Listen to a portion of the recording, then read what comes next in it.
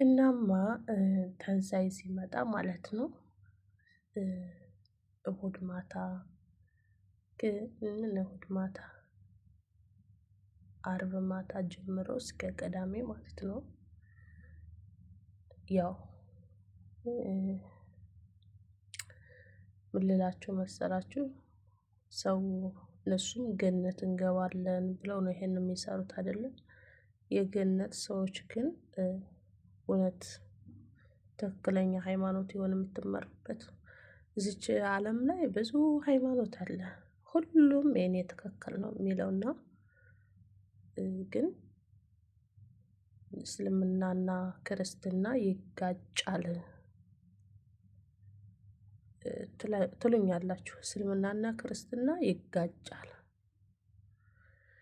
እንግዲህ እውነት ከውሸትም በጣም ነው የሚጋጨው ማለት ነው። እውነት እውነት መሰረቱን ይዞ ነው የሚቀጥለው። ውሸት ደግሞ ሊያለብሰው ሲመጣ ሁለቱም እውነትና ውሸት ይጋጫሉ።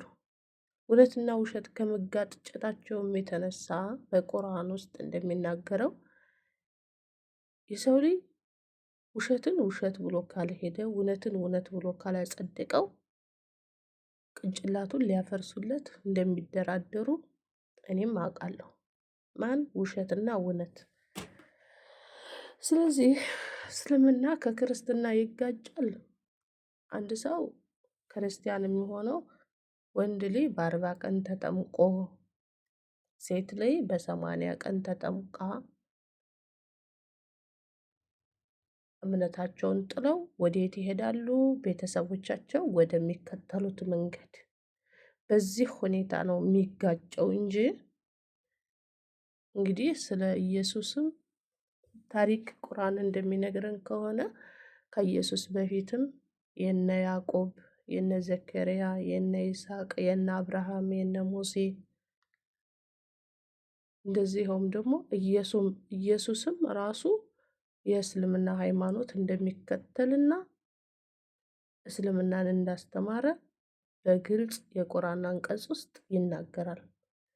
ስለዚህ በዚህም ደረጃ ውሸትና እውነት በጣም ይጋጫል ማለት ነው።